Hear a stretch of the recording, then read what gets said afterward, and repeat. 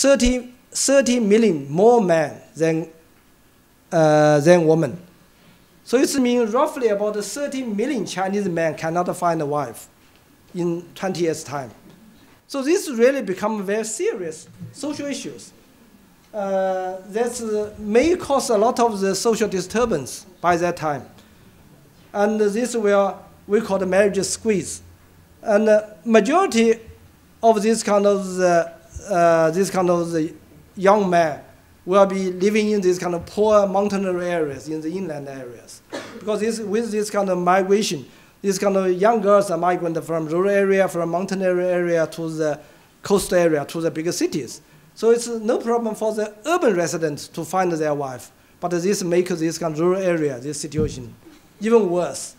So this the traffic of the wives and also a lot of the criminals related to these kind of issues will be the bigger concern of the society. So this will affect the family patterns, may change, the social stability. Just sometimes in the evening when I wake up, sometimes I just like a nightmare. Just thinking about the 30 million young men want to find a wife, but just there are not enough girls to be available. So someone said, okay, some suggested maybe we can import a lot of bride from India. Yeah, but thinking about 30 million, how can China import girls from other countries in such a large number? So it's impossible. So export men to Dutch. Yeah. So that's become a very serious social problem. Yeah. So that's I think the current Chinese population general structure, general pictures. I think I have already used out my time.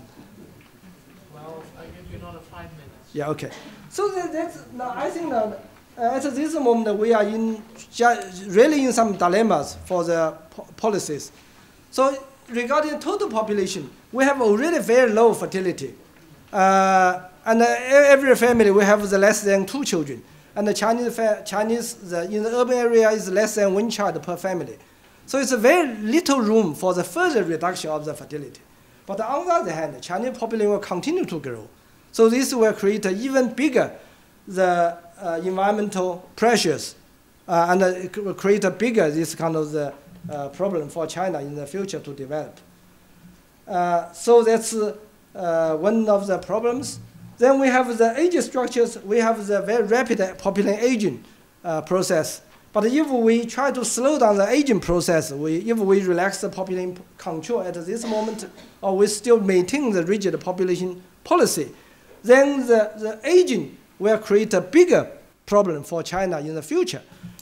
But if we relax the population programs, then this will make China total population even bigger than what expected.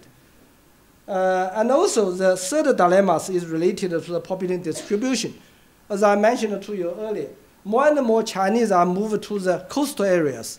But with the global warming, with this kind of in the future, if the sea level rise, then all these kind of Chinese cities along the coastal areas will suffer from these kind of things.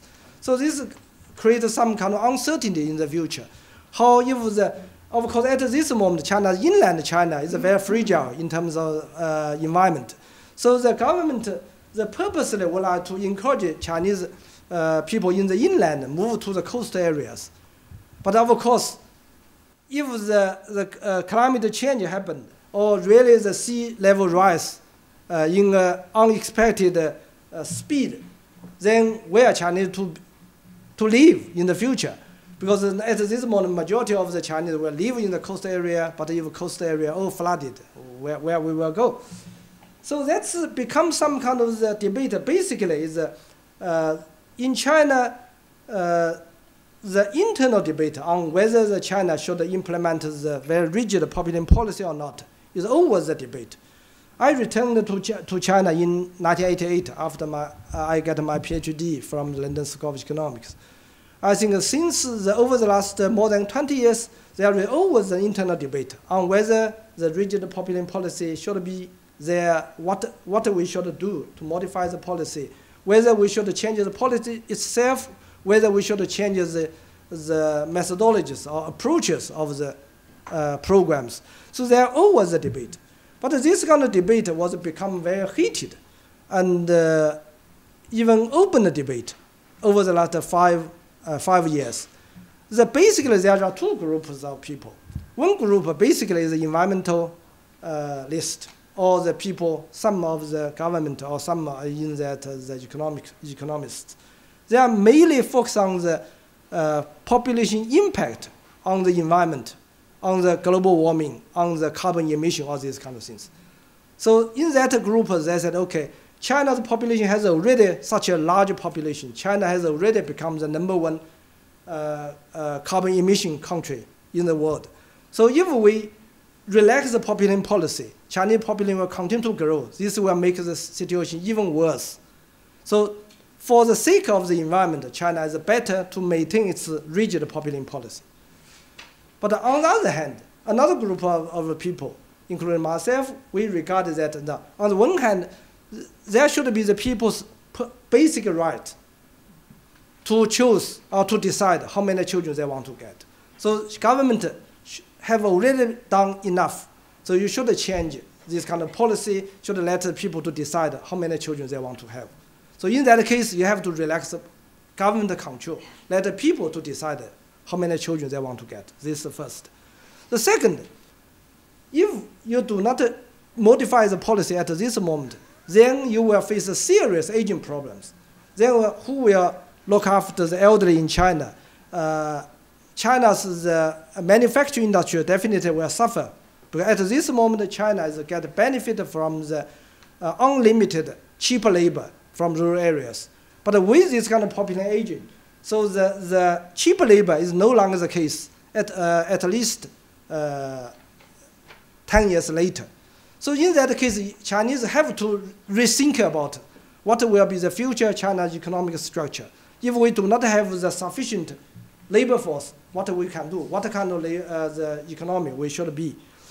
And also, the pension system in China at this moment, only the urban residents have the government-sponsored pension system. Although the government have tried to establish a rural pension system, started from last year, but it's a long way to go to establish a well-covered and efficiently functioned pension system. With this kind of rapid population aging, almost impossible for China to establish well-functioned, well-covered these kind of pension systems. So you have to do something at this moment to partially slow down the aging process, partially provide a relatively better age structure for the future population. But of course, here still the debate is going on. So as I know that the government may take a gradual modification approaches.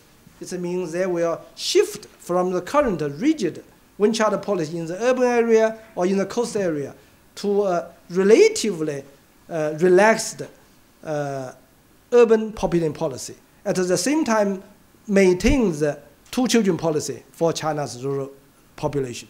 So this, because of time constraint, I have to stop here, but I would like to answer questions when during the question and answer times. Thank you very much.